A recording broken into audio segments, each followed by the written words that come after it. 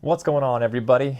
I'm Taryn Hunt with ehunter.com, and I am stoked about today's video. So one of my favorite scopes that I have come to absolutely love is the Vortex Razor HD Gen 2. As you can see, I've had it mounted on my 7 mag for a couple of years now, been able to take some animals with it, and it is an absolutely fantastic scope. But as y'all have probably seen already this year, Vortex has come out with the Gen 3 version of the scope. And so today we're going to review this scope and talk about the differences between the two.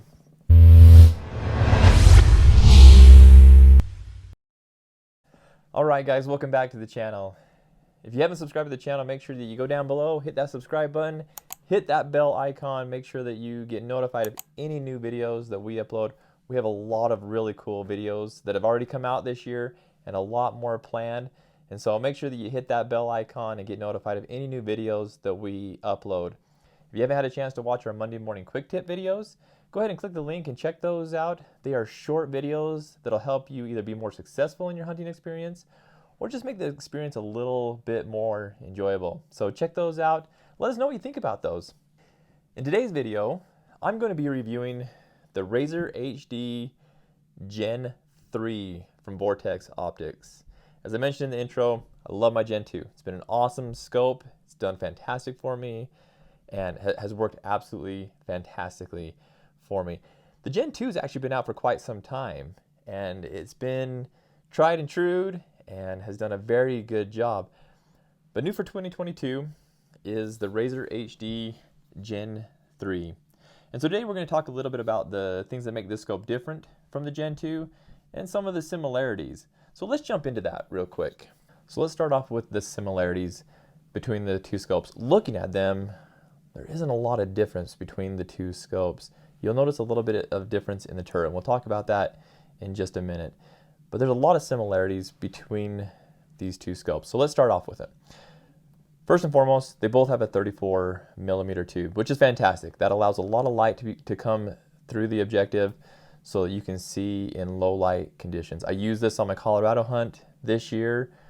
It was very late in the evening when I was able to harvest my deer, and it performed perfectly. I was able to see perfectly and make a really good shot on that deer. So having that 34mm tube is fantastic, and I'm glad they stayed with that large tube size with the Gen 3. Next up, kind of along those same lines, is the 56mm objective lens. So again, that objective lens allows a lot of light to be captured through the objective lens, transferred through that tube to your eye so that you can see in those low light conditions. I think it's a must in today's day and age. A lot of times when we're hunting, it is dark, or it is low light conditions. And so having those options to be able to have more light is definitely necessary. Both of these scopes come in MOA and MRAD.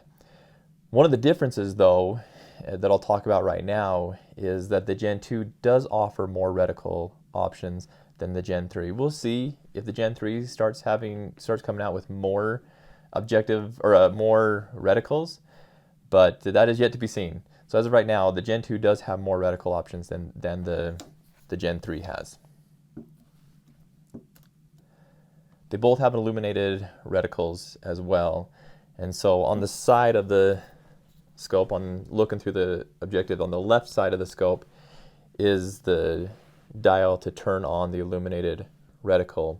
So both scopes have this. They run very similar to each other. You can adjust the brightness and turn that on. So both of them have that illuminated reticle option. Both come in the Stealth Shadow finish. So the Stealth Shadow finish is an awesome finish. I think it makes the gun look really cool. On my 7 mag, I have the Cryptek gun skins. If you haven't watched our video on the gun skin application, go ahead and click the link and watch that video.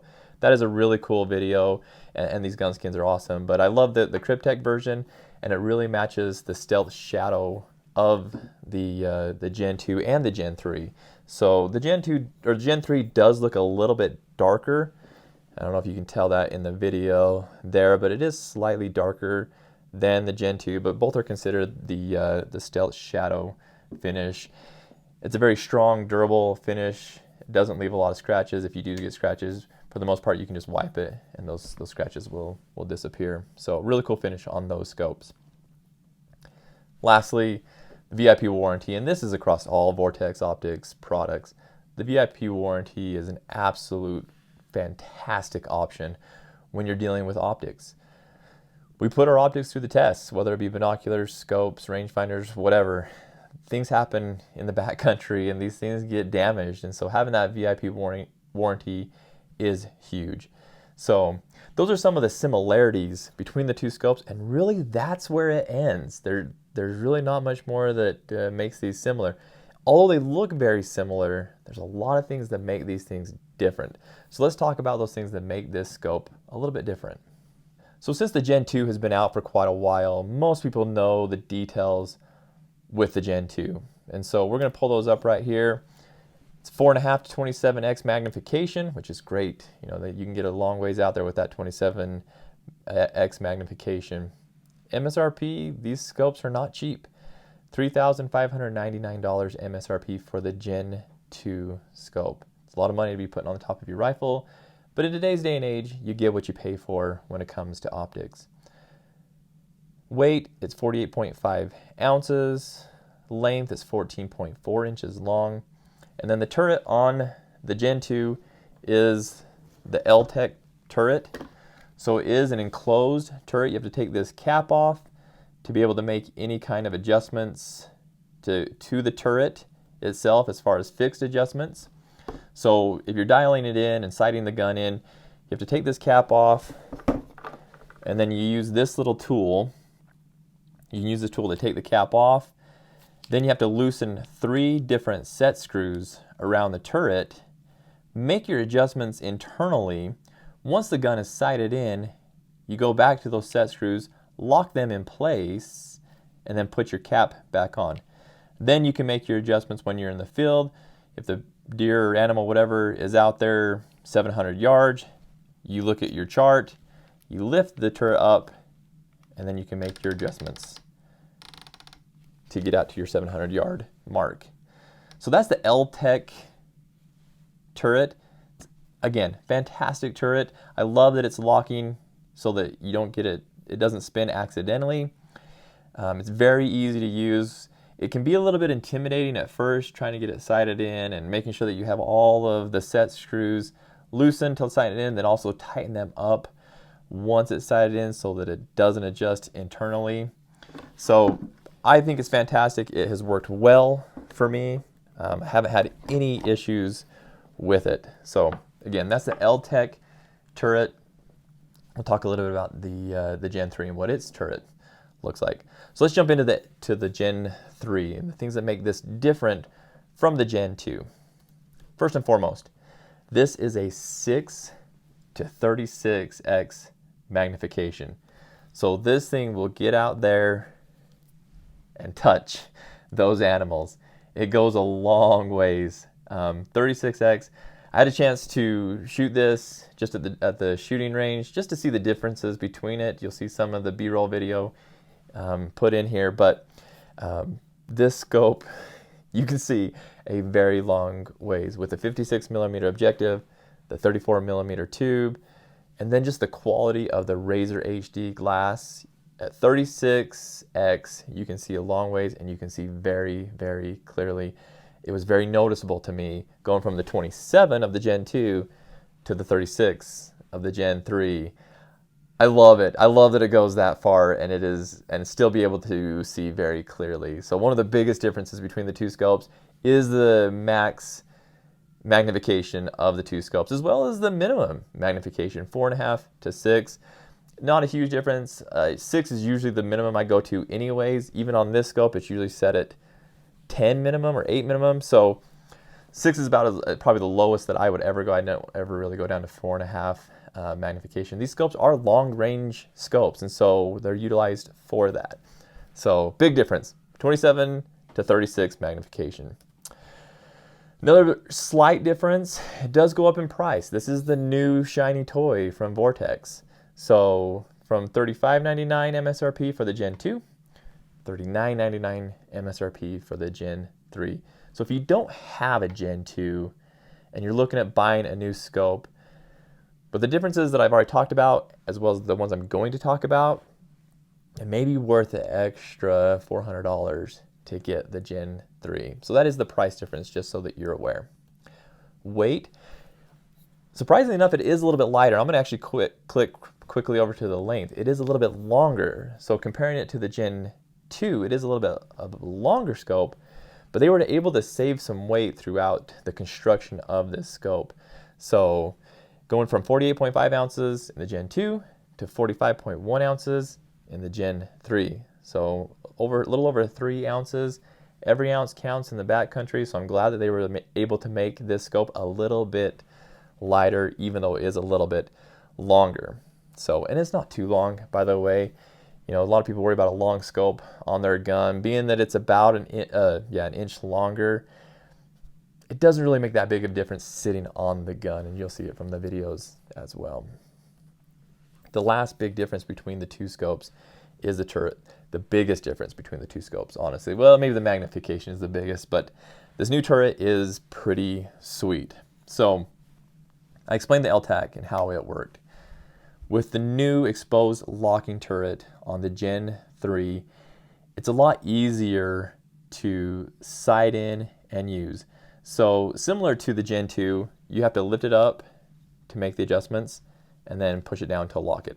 Again, I love that's one of my favorite things about Vortex's turrets, most of their turrets, in that they lift up, rotate, and then lock. But the big difference is the sighting in. So as you can see, it's an exposed turret here. And so when you're sighting the gun in, all you have to do is loosen one set screw instead of 3. So you have this one set screw over here that you loosen. With this exposed turret, you make the adjustments to sight your gun in, and then with the one set screw, you tighten it up. Your gun is sighted in, you're ready to go. It's zeroed at wherever you have it zeroed, and then all you have to do is make your adjustments based upon your chart. It's good to go, lock it in, make your shot. So as far as sighting in, this new Gen 3 is a whole lot less intimidating with the exposed locking turret. So one of my favorite things about it, I love that new turret. Still robust, you know, you still got a good sized turret here. You don't feel like it's a little cheap thing. Similar to the Gen 2, you feel like you've got really good control over it. Very smooth, by the way, similar to the Gen 2. So really good scope. So that's the differences between the two scopes. Again, if you don't have one of these scopes and you're looking for a really high-end or upper echelon scope, is it worth it to go with the Gen 3 over the Gen 2? As I mentioned before, the price difference. It's $400 more to buy the scope. That's MSRP. You're going to find these in the stores a lot cheaper than that, but that is the MSRP price. Personally, I would recommend going with the Gen 3 for the extra $400. You're already spending a good amount of money on your scope. This is a great investment that you're putting on top of your gun. I would recommend going for the Gen 3 for this reason, and that is the magnification. I'm not intimidated by the LTEC turret. For me, it actually wasn't that bad to get it sighted in. And switching these two scopes out as I was making videos for this particular review, it was very easy to sight both both scopes in, make the adjustments. So to purchase it just for the exposed locking turret, I don't see that as being absolutely necessary. But I absolutely love having the extra distance with a 36x magnification to be able to reach out there a little bit further. Again, these are long distance scopes for shooting long distance ranges. The further I can see, the better shot I can make. And so for an extra $400 to go from 27 magnification to 36 magnification, for me, it's worth it. So again, I absolutely love these scopes. I can't say enough good things about them. If you're in the market for these scopes, definitely look at the Gen 3. It is worth the money. Leave a comment below. I'd like to know your thoughts. If you have a Gen 2, would you go up to a Gen 3? Would you sell the Gen 2 to buy the Gen 3, or would you buy the Gen 3 to put on a different gun? Let me know in the comments below what your thoughts are on the two different scopes. We want to thank Vortex Optics for their partnership with us. They're amazing people, and we appreciate them for all that they do and help us with over here at eHunter. Go ahead and give them a follow on all their social medias. Make sure you check out their website, vortexoptics.com. I'll leave a link down below for these scopes as well as to their website. You can go on and check out. There's more information about these scopes on their website as well. And as always, guys, make sure that you're following us on all of our social media platforms. Make sure you're subscribed to our YouTube channel. If you guys have any questions, don't be afraid to reach out. Leave comments, send emails, hit us up on our social medias. We'll be happy to answer any questions that you all have. Again, this is the review of the Razor HD Gen 3. Let us know what you guys think. We'll see you on the next one.